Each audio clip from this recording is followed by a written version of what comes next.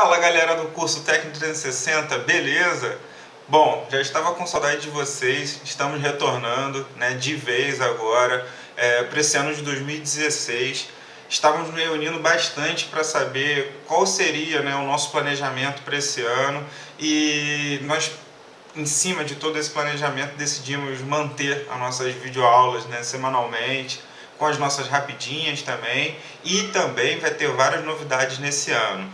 Durante o ano vocês vão vendo quais são essas novidades, mas espero que vocês tenham descansado um pouquinho e se preparem, porque esse ano a gente vai estar vindo com bastante energia. E falando sobre energia, né, vou começar falando então sobre energia elétrica. É algo que está presente no nosso dia a dia constantemente, né? Dentro das nossas casas, no nosso trabalho, na cidade, né? Nas vias públicas, seja o que for, você vai estar sempre em contato com a energia elétrica, que é um fator fundamental para o desenvolvimento da nossa sociedade como a gente tem hoje. Bom, mas levando em consideração sobre energia elétrica, é um tema muito extenso. Então eu vou estar subdividindo, né, essa nossa conversa sobre energia elétrica em alguns fatores. Hoje eu vou estar começando por um que sempre quando a gente fala sobre eletricidade tende a pensar sobre ele, o choque elétrico.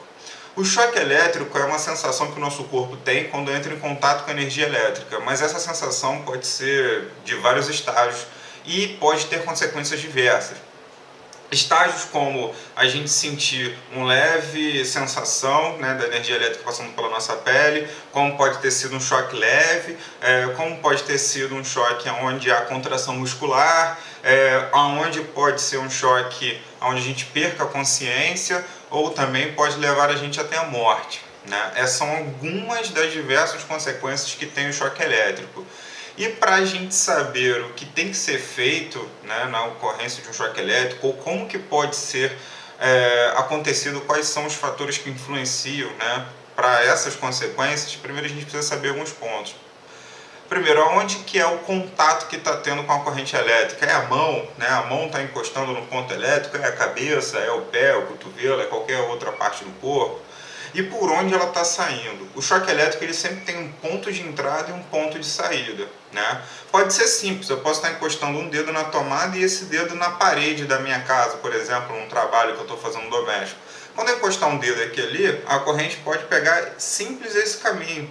Vai causar um dano muito leve ao meu corpo, né? Porque além de eu estar falando sobre uma rede doméstica, que é baixa voltagem, ele também, um caminho, não vai estar percorrendo nenhum órgão vital, né? Vai estar simplesmente percorrendo pela pele ou pela musculatura, pelo osso, seja o que for aqui, né, da formação corpórea que eu tenho aqui entre esses dois dedos. Porém, ele pode pegar caminhos mais extensos, né, e pode passar por órgãos vitais. Três, né, caminhos que a gente tem que se preocupar muito por onde passar pelo coração, pelo pulmão e pelo cérebro. E esses caminhos sempre causam danos, né, que são passíveis de sequelas para a vida inteira, ou até a morte, logicamente. Então a gente precisa saber exatamente esse caminho, mas como entre um braço e outro braço, né, a cabeça e o pé, um braço e o pé, normalmente são caminhos que tendem a ser feitos pelo nosso corpo. Pode passar por diversos órgãos vitais, como pode passar por nenhum, né? E isso a gente só vai descobrir analisando qual é o ponto de entrada da energia elétrica, qual é o ponto de saída, e através de diversos exames médicos, né? Que esses exames médicos não são feitos somente no dia que você sofreu o choque elétrico. É realizado em diversos momentos, né, após semanas e meses, né, você ter tomado o choque elétrico. Tudo depende da gravidade do choque elétrico que você tomou. Bom, outros fatores importantes, né, qual é a corrente, né, que existe ali naquele terminal elétrico, ou naquele dispositivo, naquele circuito elétrico. A corrente é a quantidade de elétrons que são possíveis de passar por segundo, que é a medição em amperes, né? Quanto maior, né, a corrente, mais grave vai ser o nosso choque elétrico. Também, lógico que tem a tensão, se é baixa voltagem ou alta voltagem. É lógico que a baixa voltagem, os danos tendem a ser menores, né, do que a alta voltagem. A alta voltagem ela já causa o que a gente chama de eletrocução, normalmente, que é o fator que sempre tende, né, a levar à morte. que também é o mesmo dos raios elétricos, são as descargas atmosféricas. Bom, isso que a gente precisa saber sobre a corrente, tensão e também sobre qual a forma que a gente vai estar aplicando a resistência elétrica, né? Se a gente está usando luvas, né, que protegem contra a energia elétrica, capacetes, roupas, botas, ou simplesmente, né, a gente está sem nenhum equipamento de proteção individual e a única resistência que a gente tem é a nossa pele. A pele ela tem uma grande resistência, principalmente quando ela se encontra seca. A partir do momento, né, que ela está molhada, seja molhada por água, chuveiro, no banho, ou o próprio suor do nosso corpo, ela tende a diminuir até 10 vezes, né? Até 10 vezes menor a nossa... até 10 vezes não, até 100 vezes menor, né? O normal que a gente tem de resistência são 100.000 ohms, né? Que é a medição que nós temos de resistência. Quando você está molhado, ele tende a ir a 1.000 ohms, né? Então diminui 100 vezes. E isso tende a gravidade a aumentar muito mais. E um outro fator é quando você tem, né, a pele rompida, né? Seja por exemplo, um choque de alta tensão, ele é tão grave porque quando você entra em contato, né, com o terminal que está lhe causando choque, ele rompe a pele através de uma queimadura e cai a nossa resistência para 500 ohms, que isso é uma coisa muito baixa. Então o choque ele toma uma gravidade altíssima, por isso que a alta tensão é tão perigosa. Além da tensão ser alta, ele praticamente bota a nossa resistência bem próxima a zero. 500 ohms é muita coisa? Não, é pouquíssima, tá? Como também 100.000 ohms, que é quando a nossa pele está seca, ela ainda se mantém como pouca coisa, tá? Pouca resistência. Por isso que a gente tem que usar todos os equipamentos de proteção individual. Esses são os fatores que a gente precisa estar se preocupando, né? É lógico, né, que tem outros cuidados que a gente precisa ter, mas primeiro, qual é a forma de contato que a gente está tendo, qual é a tensão e a corrente aplicada, né? E qual forma de resistência que a gente está tendo.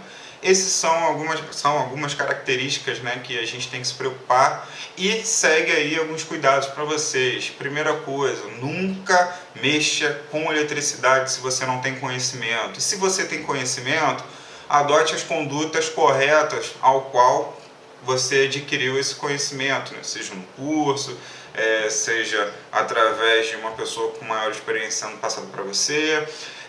Também, né, adote a utilização dos equipamentos de proteção individual, que são importantíssimos. Eles salvam a nossa vida constantemente quando a gente interage com a eletricidade. Sempre tente trabalhar, né, com circuitos elétricos, sejam eles quais forem, né, sempre desenergizados, né? Não trabalhe em local úmido sem nenhum tipo de proteção. E quando você não sabe ou tem dúvida do que fazer, não faça, chame um profissional qualificado, beleza? Esse foi alguns cuidados que vocês têm que ter e esses cuidados são muito importantes, né, para resguardar, a vida de vocês. Bom, espero que tenham gostado desse nosso primeiro encontro do ano de 2016 e valeu, pessoal, até a próxima. Daqui a pouquinho vai passar uma vinheta, eu vou dar mais alguma palavrinha para vocês, beleza? Um abraço, tchau, tchau.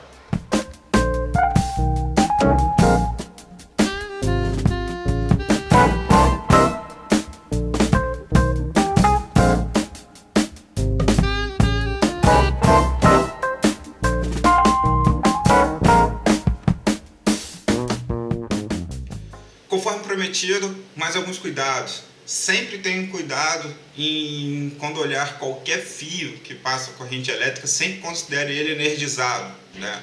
Sempre. Na dúvida, ele está energizado.